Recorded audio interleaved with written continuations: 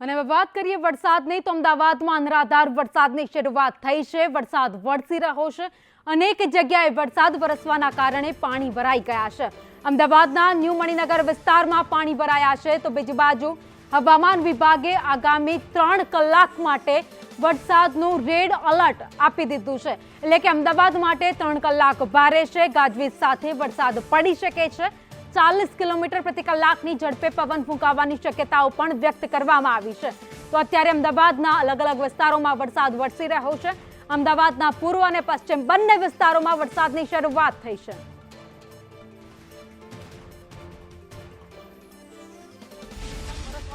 જ લોકો માટે તે મુસીબત બનતો નજરે ચડી રહ્યો છે।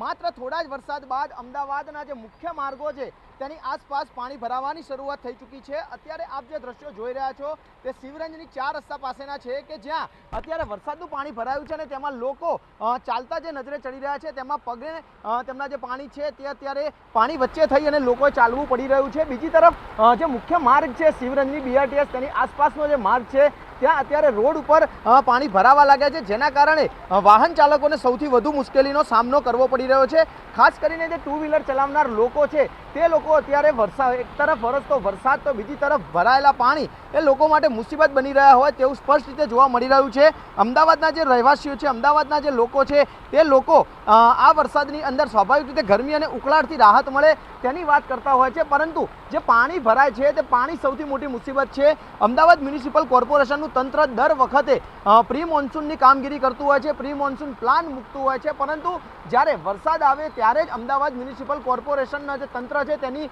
પોલ ખુલતી હોય છે। અત્યારે પણ આપ જોઈ શકો છો કે જે લોકો છે, રાહદારીઓ છે તે પાણીના અંદરથી પસાર થવા માટે મજબૂર બન્યા છે, કારણ કે પાણીના નિકાલની જે યોગ્ય વ્યવસ્થા થવી જોઈએ તે વ્યવસ્થા ન થવાના કારણે અમદાવાદવાસીઓએ જે ટેક્સ ભર્યો હતો, જે કહી શકાય કે લાખો કરોડો રૂપિયા લોકોના જે ટેક્સના હતા તે પ્રી મોન્સૂન કામગીરીના કારણે જે તેને ખર્ચી નાખવામાં આવ્યા છે, પરંતુ તેનો યોગ્ય નિકાલ નથી થયો અને તે જ કારણ મુખ્યત્વે માની શકાય કે અમદાવાદની અંદર સામાન્ય વરસાદમાં પણ પાણી ભરાઈ જવાની ઘટનાઓ બનતી હોય છે। મુખ્ય માર્ગો હોય કે પછી રહેવાસી ચાલીઓ, પરંતુ લોકોએ વરસાદી પાણીની સમસ્યા છે તેનાથી 100% પીડાવું પડતું હોય છે। ત્યારે અમદાવાદ મ્યુનિસિપલ કોર્પોરેશન આ અંગે યોગ્ય અને નક્કર કાર્યવાહી કરે તે ખૂબ જ જરૂરી બન્યું છે। તેમ છતાં અમદાવાદ મ્યુનિસિપલ કોર્પોરેશનનું તંત્ર ક્યારે અને કેવી કામગીરી કરશે તે સૌથી મોટો પ્રશ્ન છે। અને અત્યારે જોવા જઈએ તો હાલની સ્થિતિ પ્રમાણે લોકો વરસાદના પાણીનો સામનો કરી રહ્યા હોય અને તેમાં તેમને ભીંજાવવું પડતું હોય તેવા દ્રશ્યો સામે આવી રહ્યા છે। કેમેરામેન મેહુલ પટેલ સાથે જિગ્નેશ પટેલ, સંદેશ ન્યૂઝ, અમદાવાદ। કોર્પોરેશનની પોલ ખુલતા દ્રશ્યો જે અમદાવાદમાં અત્યારે જોવા મળી રહ્યા છે, કારણ કે થોડો જ હજુ વરસાદ ક્યાંક રસ્તા બેસી ગયા, ક્યાંક ભૂવો પડ્યો તો ક્યાંક પાણી ભરાઈ ગયા।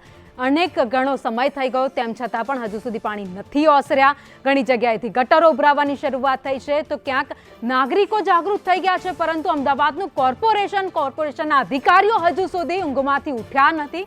એમને અમદાવાદના રસ્તાઓ પર ભરાયેલા પાણી નથી દેખાઈ રહ્યા। સંદેશ ન્યૂઝ સતત અપડેટ આપને આપી રહ્યું છે કે અમદાવાદમાં ક્યાં કેવી સ્થિતિ છે। અમારા સહયોગી જુહી અમારી સાથે જોડાઈ ગયા છે। જુહી, અત્યારે કયા વિસ્તારમાં છો? ત્યાં પાણી ભરાયેલા છે કે નથી? બિલકુલ, જે રીતે ભાવિની અત્યારે પહેલા બોડકદેવ વિસ્તારમાં હતા અને હવે વસ્ત્રાપુર વિસ્તારમાં આવ્યા છે, સનરાઈઝ પાર્કની આસપાસ, કે જ્યાં સોસાયટીઓમાં પાણી ભરાઈ ગયા છે। મારી પાછળના આપ દ્રશ્યો આપ જોઈ રહ્યા છો કે જ્યાં વાહનોના ટાયર ડૂબી જાય તે પ્રકારના દ્રશ્યો અહીંયા સામે આવી રહ્યા છે। મહત્વનું છે કે જ્યારે પણ અમદાવાદમાં 1 થી 1.5 ઇંચ જેટલો પણ વરસાદ વરસે છે ત્યારે શહેરી વિસ્તારોમાં આ પ્રકારની પરિસ્થિતિ જોવા મળતી હોય છે। ત્યારે ન માત્ર આટલા વિસ્તારોમાં, આગળ જ્યાં સુધી રોડ આપણે દેખાય છે, હાઈવે જ્યાં સુધી નથી આવતો, રસ્તો મેઇન નથી આવતો, ત્યાં સુધી વરસાદી પાણી ભરાયેલા છે કે જ્યાં અડધા વાહનો અહીંયા ડૂબી રહ્યા છે। બીજી તરફની ખાસ વાત કરીએ કે અહીંયા સોસાયટીમાં અંદર આવતા પહેલા પણ બહાર ગેટ ઉપર પણ વરસાદી પાણી ભરાયેલા જોવા મળ્યા છે।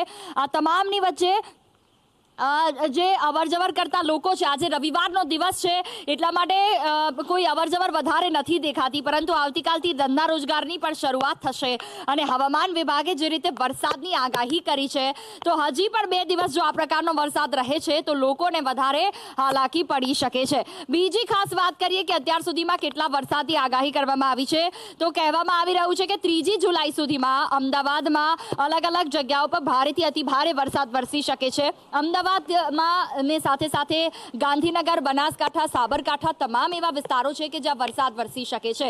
ખાસ કરીને વાત કરીએ કે અલગ અલગ જગ્યાઓ પર અહીંયા અંડરબ્રિજમાં પણ પાણી ભરાયેલા છે. ઇસ્કોનથી આગળ જતા જે અંડરબ્રિજ આવે છે કે જે ગુરુદ્વારા સુધી પહોંચે છે તે જગ્યાઓ પર પણ પાણી ભરાયેલા છે. તેની સાથે સાથે વાત કરીએ, આપ દ્રશ્યોમાં બી જોઈ શકો છો કે જે રીતે વાહનો પસાર થઈ રહ્યા છે, લોકો પોતાનો રૂટ બદલી રહ્યા છે કેમ કે ત્યાં જવું જ મુશ્કેલ છે. માત્ર ગાડીઓ અને ટુ વ્હીલર પણ કદાચ જો બંધ થઈ જાય તો ચલાવીને લઈ જવું પડે છે. સાયકલ કે જે પણ કોઈ અન્ય વાહનો હોય તે પોતાનો રૂટ ચેન્જ કરી રહ્યા છે કેમ કે અહીંયાથી નીકળવું શક્ય જ નથી, એટલા પાણી ભરાયેલા છે. બીજી તરફ વાત કરીએ તો અમદાવાદમાં આજ સાંજ સુધીમાં, રાત સુધીમાં જે રીતે નાવકાસ્ટ બુલેટિન અનુસાર 2 ઇંચ જેટલો વરસાદ વરસી શકે છે. 1 થી 1.5 ઇંચ જેટલા વરસાદની અત્યાર સુધી આગાહી કરવામાં આવી હતી. ને આ તમામની વચ્ચે હવે જોવાનું એ રહે છે કે જે વિસ્તારોમાં પાણી ભરાયા છે, તંત્રની જે પ્રી મોન્સૂન કામગીરીની વાત હતી તે હજી સુધી ક્યાં ખાડે ગઈ હોય તેવું લાગી રહ્યું છે કેમ કે અહીંયા પર જેટલી જગ્યાઓ પર અમે જોયું ત્યાં ગટરના ઢાંકણા પણ ખોલવામાં નથી આવ્યા અને એવી પરિસ્થિતિ સર્જાઈ છે કે જ્યાં પાણી ક્યાંય ઓસરવાની જગ્યા જ નથી, માત્ર અંદર સોસાયટીઓ છે અને બીજી તરફ અહીંયાથી લોકોને કમ્પલસરી આ જ પાણીમાંથી પસાર થવાની ફરજ પડી રહી છે. જોઈએ અમારી સાથે જોડાયેલા રહેજો, આગળ પણ આપના પાસેથી અપડેટ લેતા રહીશું. અમદાવાદની આ સ્થિતિ જ્યાં પ્રી મોન્સૂન કામગીરી માત્ર કાગળ પર હોય તેવું પહેલા જ વરસાદે બતાવી દીધું છે.